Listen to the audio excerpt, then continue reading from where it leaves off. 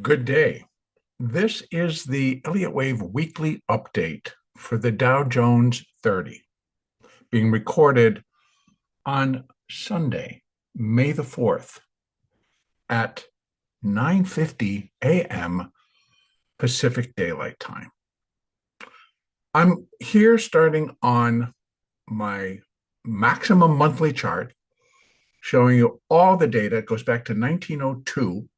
So it's 123 years of data, and that my count remains the same, except not that I'm flip-flopping, and I'm going to address that in just a moment.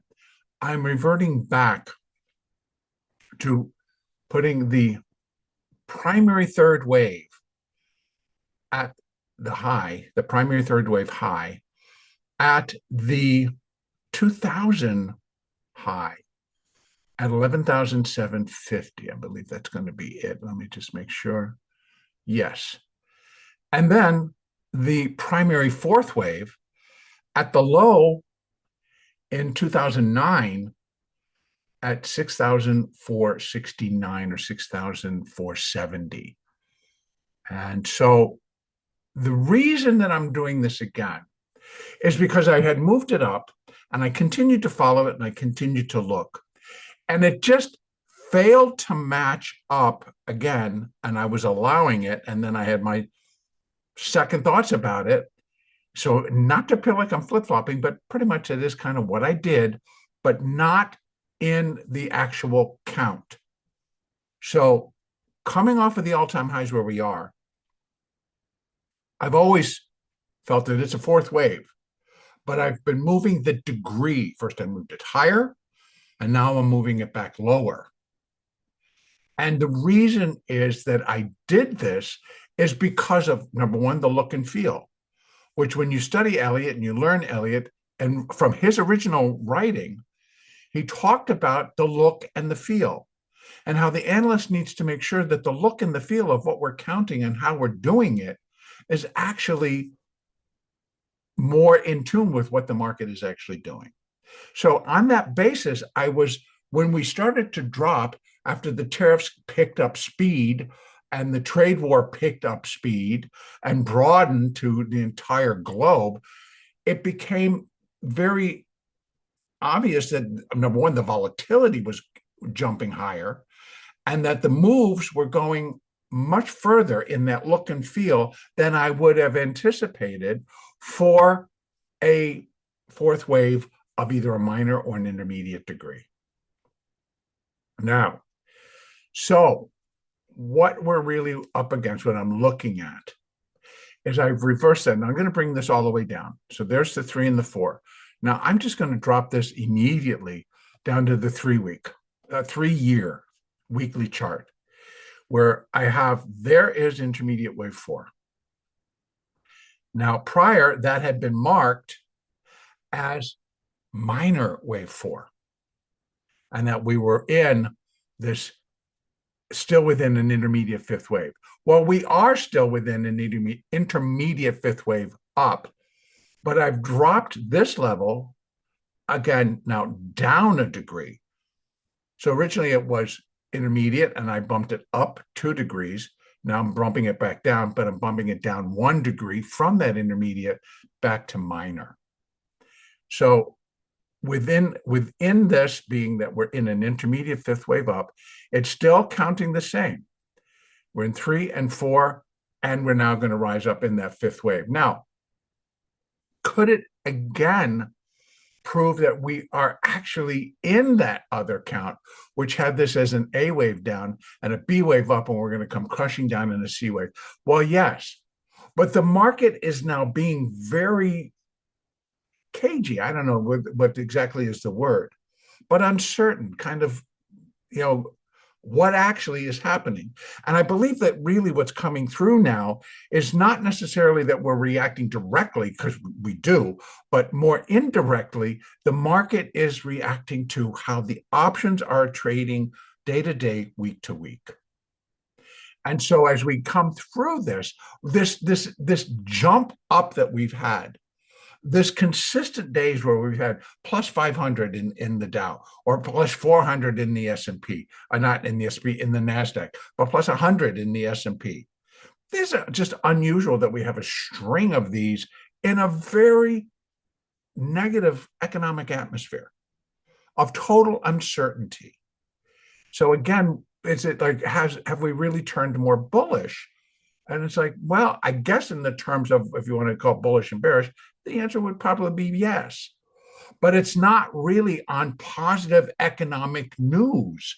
I mean, last week we rallied strongly after getting, on Wednesday, after getting negative information or negative data from ADP on employment.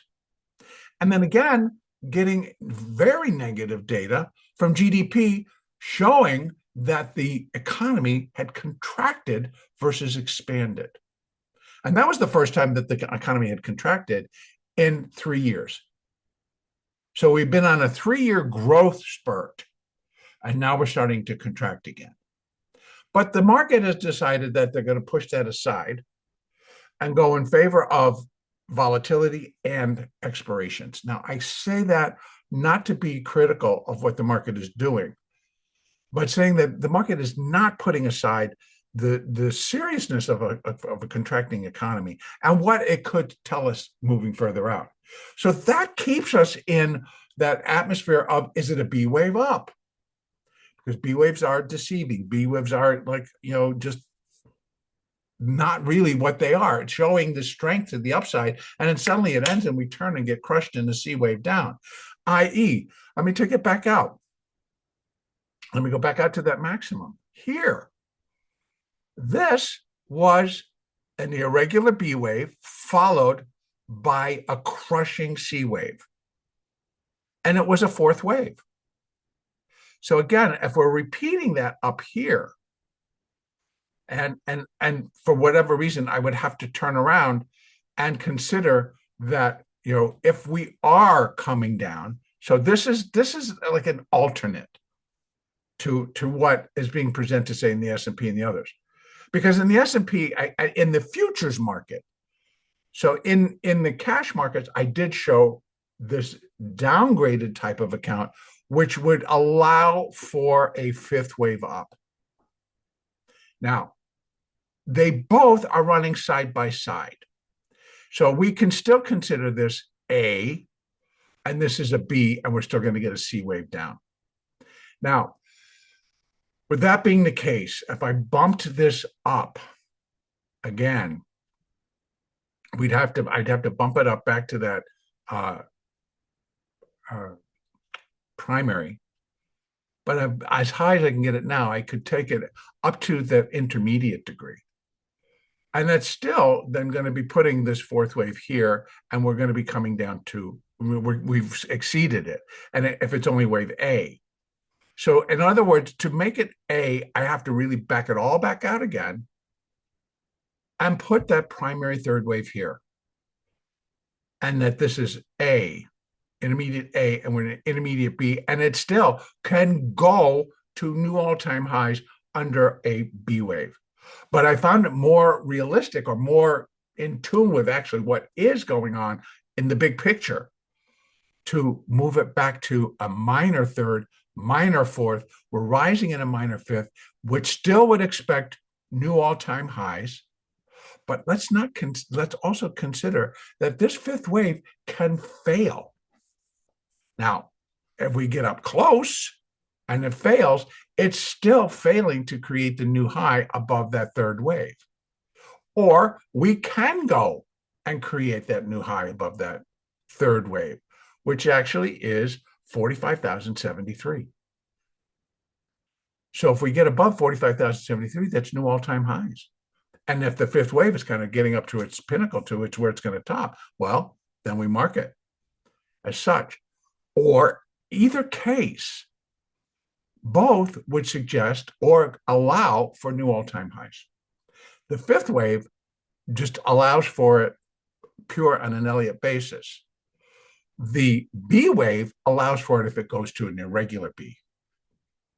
So consequently, how it's being counted, it also could just stop right in here and it's an AB, and then we drop in the C wave.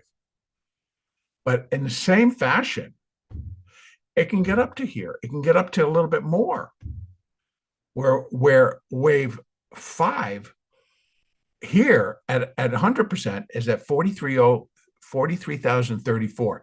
That is where minor wave 5 would be equal to minor wave 1. That's the most common. But if it were to come in here, it's going to be a failure. It's going to be a failure because it failed to take out that high. But is it less valid? No, no. If I can get 5 waves up, and that's as far as we get, well, yeah. Then we're looking at that's exactly what it could be.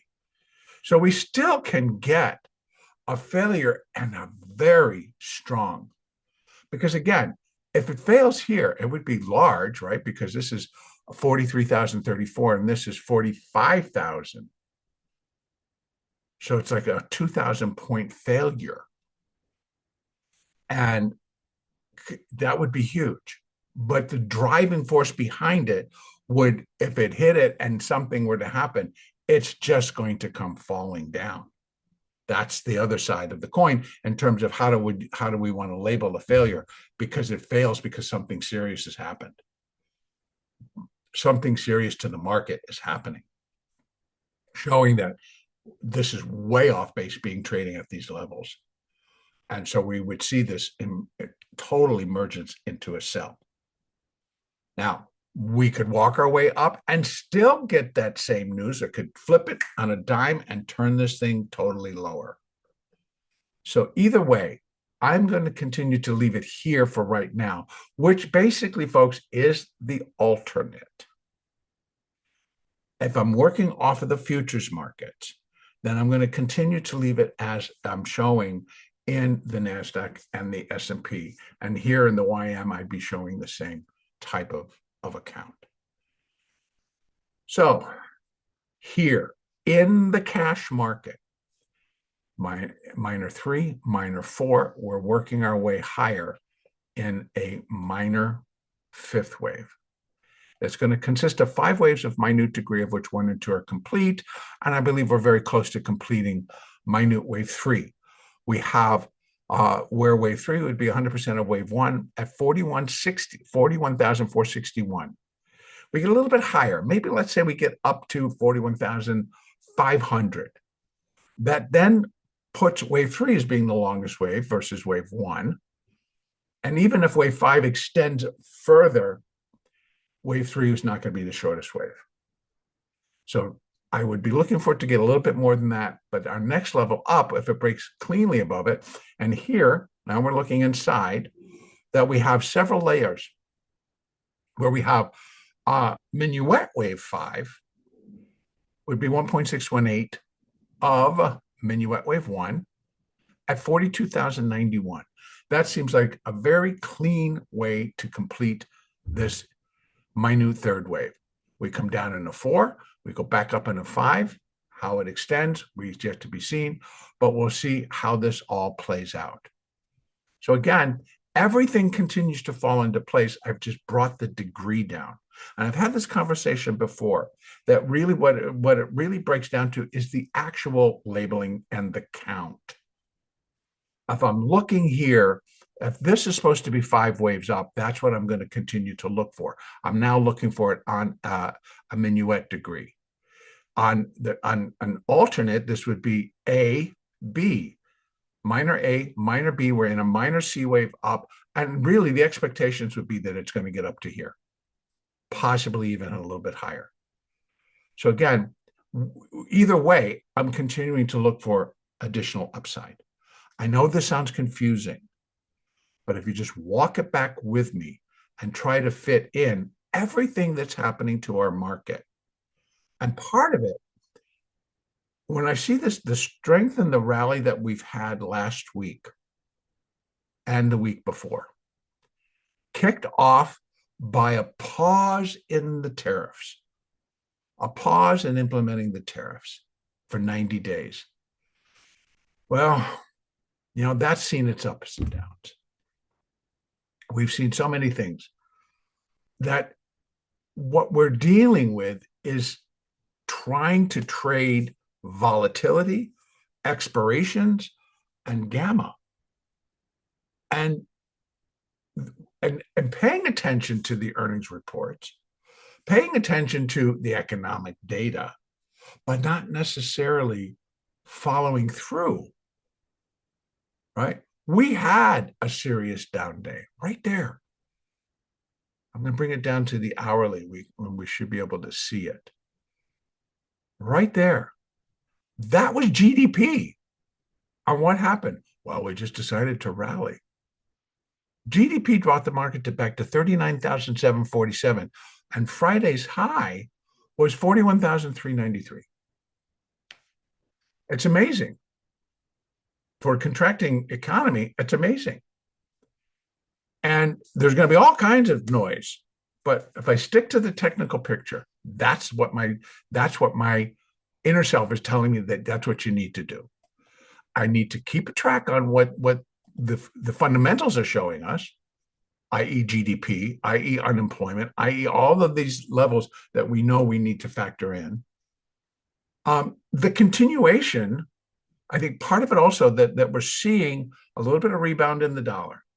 That's taken a lot of pressure off of the bond market. So again, when we have to factor all these in about what's coming up.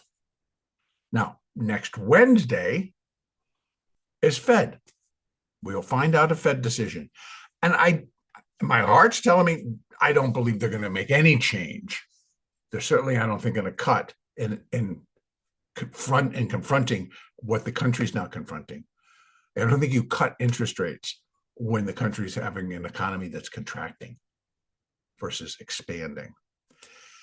And you definitely don't when you're seeing them sell your bonds and your currency. So again, maybe not. We'll wait and see. But I think that the Fed decision will come in unchanged, that they're going to stick to the guns about, their target for inflation and, fill in the blanks there. So I don't believe we're going to get any movement in interest rates, but the world, particularly the markets, will be tuning in to hear the conference call. What will Powell say? And then what will the president's reaction be? I mean, there's so much stuff kind of coming in. What do we trade? Reality or, barbs being tossed back and forth, or threats, or whatever. So that's why we're getting a lot of the moves. It just doesn't appear that things are functioning as one would expect. There's too many surprises. There's too many. What are you doing now? How are you doing that? Why is that happening? So we heard from a lot, particularly the autos. We heard from them how these tariffs are affecting autos, automobile makers, and how those prices are going to make an adjustment. So that's going to hit the auto industry and everything that goes along with that, right? We still have not gotten it together or any type of negotiating with China, although there's been hints or something saying that they might be ready to start a negotiation. I don't know the seriousness behind that, but again, the market's going to try to pump that with a little bit of positive energy.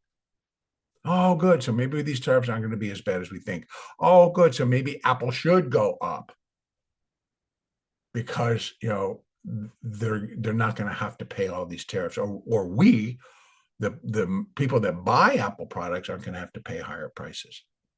All kinds of things. But we need to stick to the technical picture because that's my job, I guess. So in respect of that, or in lieu of that, I'm going to continue to count this as a minor fifth wave up within the cash market. In the futures market, I'd be counting it as a C wave, a minor C wave up. And this would be intermediate wave A, and we're working an intermediate B wave up. And that's leaving that this is where primary wave 3 completed, and we're in a primary fourth wave. And the outcome would be that we move back to this low, which is the October of 2022 lows. So that's where the C wave would then be expected to come back down. Now, I'm going to move it back to that hourly chart. Let's go over some levels here.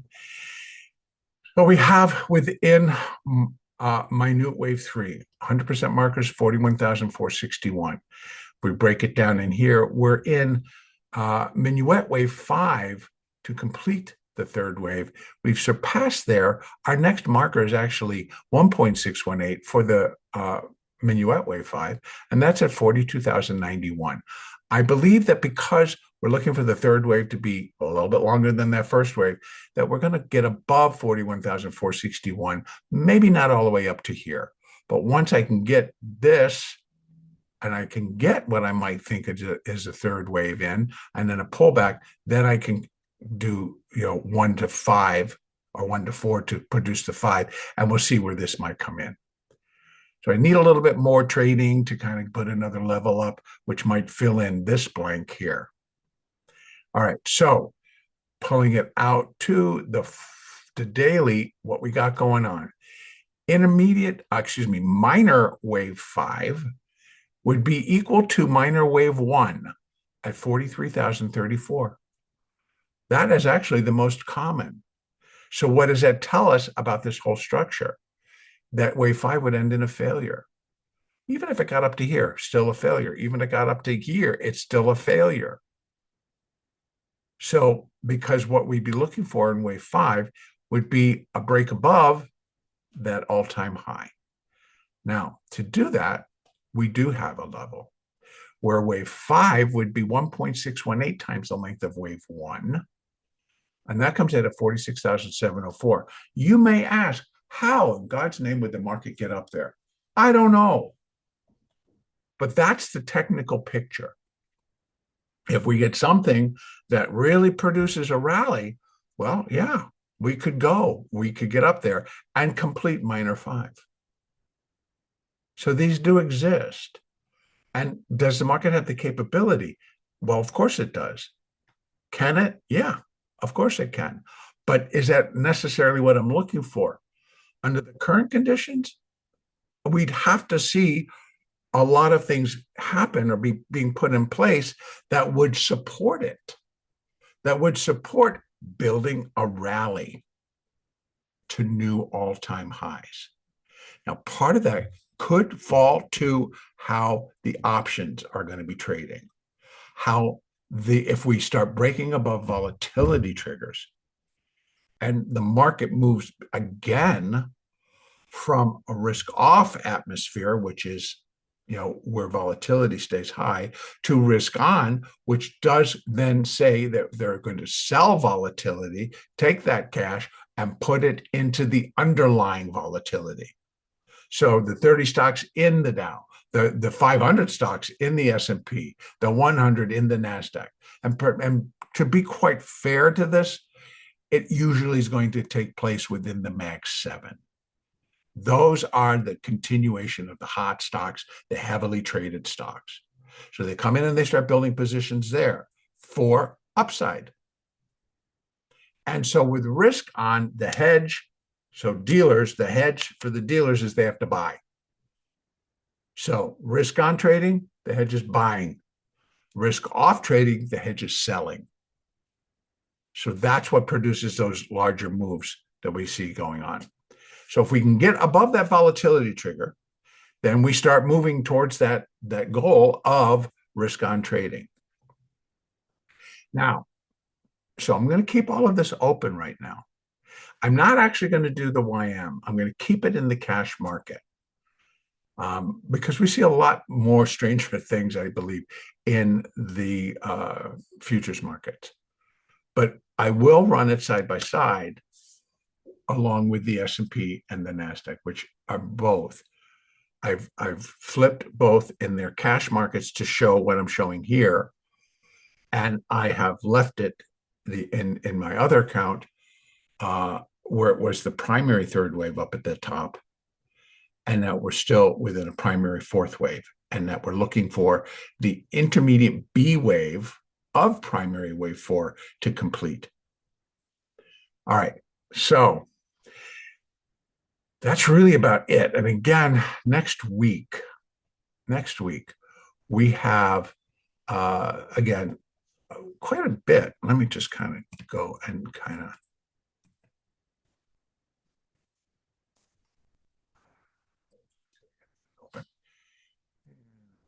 economy. I'm going over to market watch. That's where I get my data from. And so right now for next week, on Monday, we have S&P final U.S. services PMI and ISM services. Again, well, we're going to have to really weigh this out because this is services PMI. And then on Tuesday, we have the U.S. trade deficit. Wednesday, Fed Day, FOMC meeting, and Chairman Powell's press conference. Consumer credit comes out at 3. Thursday, initial jobless claims, U.S. productivity and wholesale inventories, both due out on Thursday. Friday, a slew of nothing but Fed people out talking on Friday. So the important day, of course, is next Wednesday. So we'll see what happens. And the next update for the Dow will likely be the next week, the weekly.